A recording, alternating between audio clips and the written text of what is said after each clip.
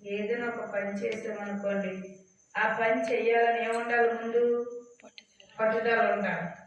ఈ పని నేను చేయగలను, బాబాయ్ అది మేము చేయగలమా అంటే చేయలేదు. ఎందుకంటే దాన్ని చూసి బెదిరిపోయాడు అనుకోండి, అప్పుడు ఆ పని ఏం చేద్దంట, ఆ చేసేవాడు చెప్తే ఆ చేసేవాడు అనుకుంటాడు ఎంత భయంకరంగా ఎంత పని నేను చేయగలం, అదేం చేద్ది అని ఒక ఆలోచన ఉంటే ఎంత పని అయినా సరే దాని మీద ఒక మనసు పెట్టినప్పుడంట అదేమవుద్ది అంటే కదులుద్దంట.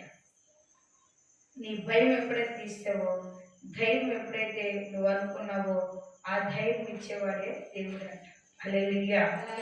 అందుకే దాన్ని నా మాటలు నీవు పట్టుదలతో పట్టుకోను.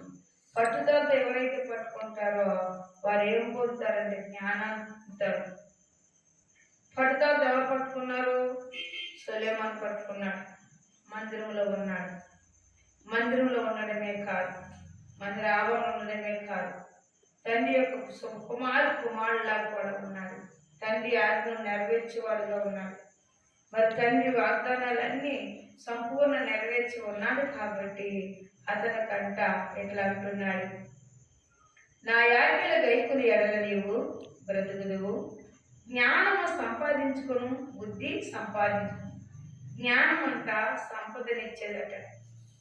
జ్ఞానము భూమి మీద వచ్చేది కాదు, ఎక్కడి నుంచి వచ్చేది? పరలోకం వచ్చేదట జ్ఞానం.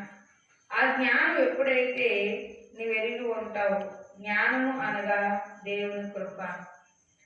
ఆ జ్ఞానం ఎప్పుడైతే నువ్వు పొందుకున్నావో అప్పుడు అన్నీ అర్థమవుతాయంట.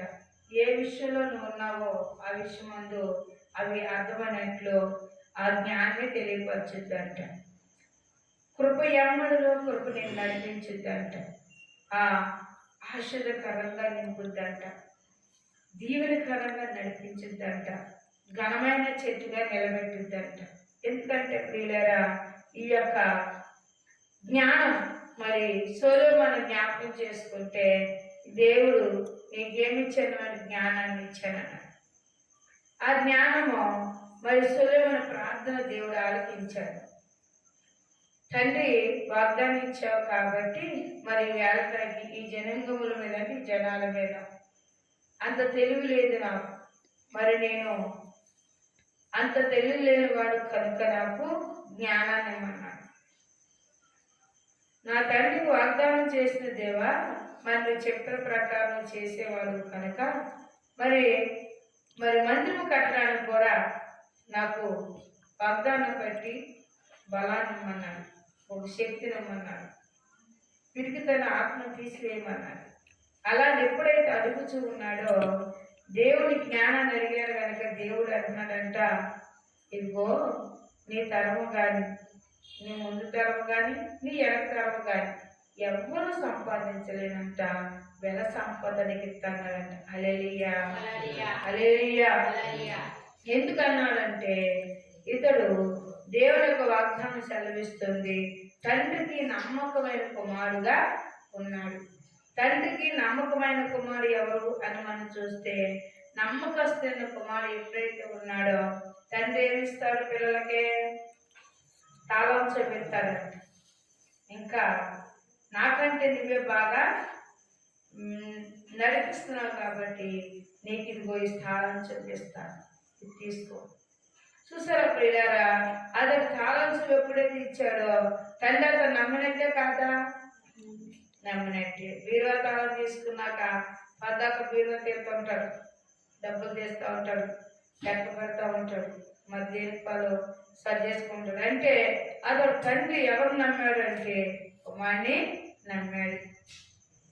అందుకే జ్ఞానం సంపాదించుకోను, బుద్ధి కూడా సంపాదించుకోను. నా నోటి మాటలు మరవకము, వాటి నుండి తొలగిపోకము. ఎప్పుడైతే నా నోటి నుండి వచ్చే ప్రతి మాట నువ్వు గట్టిగా పట్టుదలతో పట్టుకుంటావో అప్పుడే నువ్వు సంపద గలవాడైపోతావు. ఎందుకంటే పిల్లరా, వాక్యం నమ్మేవాడు బలవంతుడు. హల్లెలూయా, హల్లెలూయా. అందుకే ముందు దేన్ని నమ్మాలంట? వాక్యం నమ్మాలి. బలమైన సేవకుడు ప్రవచిస్తే ప్రవచన నమ్మాలి. అది దాన్నే నమ్మకపోతే ఇంక దేన్ని నమ్ముతారు? పరిశుద్ధాత్మ దేవుడు ప్రవచించిన వాడు ఆ ప్రవచనే నమ్మకపోతే ఇంక దేన్ని నమ్మలేదు కదా. అందుకే అన్నాడు ఇక్కడ ఒక మాట అంటున్నాడు, జ్ఞానం వెడవకము ఉంది కదా అది నిన్ను కాపాడు. జ్ఞానం ఎప్పుడైతే నువ్వు వెడవక ఉండి అది నిన్ను కాపాడు. జ్ఞానం అంట సంపాదించుకోమన్నాడు. లోకంలో ముందు దేన్ని సంపాదించుకుంటున్నారు అమ్మా? చూసారా, ఎంతో డబ్బు ఉంటుంది, చాలా జబ్బు ఉంటుంది. జబ్బు పరీక్షించుకోవడానికి ఎక్కడికి వెళ్ళాలి? డాక్టర్ గారు పైనుంచి కింద అన్ని స్కానింగ్ చేసి నీకు ఎన్ని రోగాలు ఉన్నాయో చెప్పాలంటే ఆ స్కానింగ్ చేశాక పలానా వ్యాధి ఉందని చెప్తారు. దానికి తగ్గ మందులు ఇస్తాను, రోజు మందులు వేసుకోవడమే. కానీ జబ్బు తగ్గుమకుండా దాని పని అదే, దీని పని ఇదే. అందుకే అట జ్ఞానాన్ని సంపాదించుకుంటే నువ్వేమవుతావంటే నిన్నది కాపాడంటే. జ్ఞానం ఏం చేద్దంటే నీ బలహీనని విడిపించబడు, బలం శక్తినిస్తుంది, ధైర్యాన్ని ఇస్తుంది. మరి ఇక్కడ జ్ఞానాన్ని సంపాదించారు కనుక రాజ్యాన్ని ఏలాడు సొలొమోను. హల్లెలూయా హల్లెలూయా. సంపాదించుకోవడం అంటే జ్ఞానం అంటే దేవుడే జ్ఞానం. కృపించిన తర్వాత బలపడాలి అంటే సన్నిధి చేయాలి, సన్నిధిని నెమ్మడించాలి, సన్నిధి మేలు అనుభవించాలి, సన్నిధి తోడుకున్నామని బతుములాడుకోవాలి. అలా ఎప్పుడైతే దేవుని అందు నడుస్తూ బతుములాడుచూ ఉంటామో దేవుడట ఎడబాయి. మనం ఏదో వారానికి ఓ రోజు వచ్చి ఏదో మనకు కష్టం వచ్చిందని మాత్రం వస్తే దేవుడిని నమ్మడం. ఎందుకు తెలుసా? దేవుడి నమ్మకం ఎలాగని మనం చూస్తే సొలొమోను గురించి జ్ఞానాన్ని సంపాదించక ముందే మరి తండ్రితో వాగ్దానం చేశాడు, నువ్వు నా మందిరము కట్టలేవన్నాడు. మరి కట్టవలసిన వాడు నీ కుమారుడు నా మందిరం కడతాడు, నమ్మకమైన పనివాడు ఉంటాడని ముందుగానే దేవుడు ప్రవచన చేశాడు. నిజమే పిల్లారా, దేవుడు గర్భంలో పిండము ఏకముందే నేను ఎరుగుదనని ఇర్మీయాతోనే చెప్పాడు. మరంటే దేవుడు ఎవరిని నమ్ముచున్నాడు అని మనం చూస్తే ఏర్పరచుకుంటున్నాడు. అందుకే జ్ఞానాన్ని సంపాదించుకోవాలంటే జ్ఞానమే దేవుడు, ఆ జ్ఞానమే దేవుడు కనుక ఆ జ్ఞానాన్ని అనగా దేవుని సంపాదించుకోవాలంట ప్రతి వారు.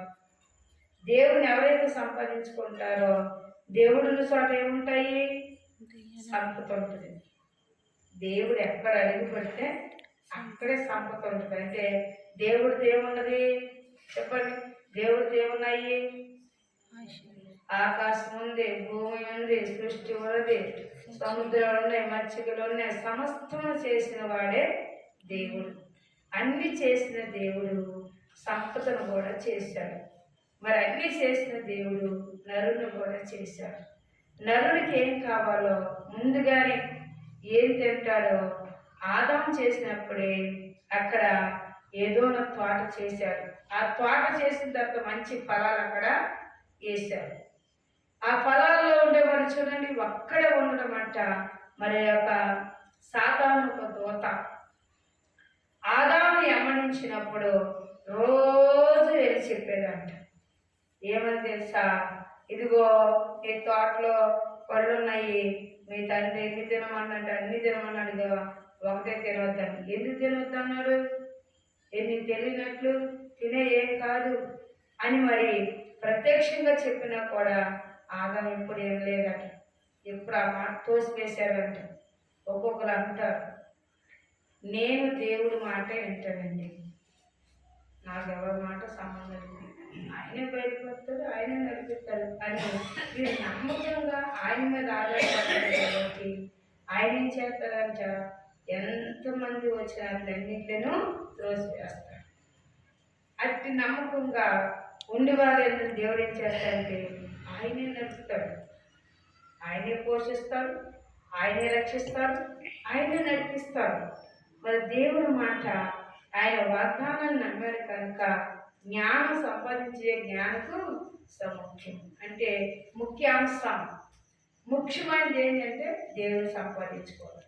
దేవుని ఎవరు సంపాదించుకుంటారు అని చూస్తే ఎవరు అని మనం చూస్తే కుమారా తండ్రి ఉపదేశం వినండి ఏమన్నాడు?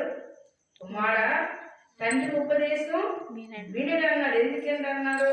ఆ మాట ఎవరైతే పట్టుదలతో నీకు ఉంటారో, ఆ మాటను ఎవరైతే పట్టుదలతో పట్టుకుంటారో దేవుడు నాకు వాగ్దానం చేశాడు అని 100 ఏళ్ళు వాడు అబ్రహాం ఎదురు చూశాడు.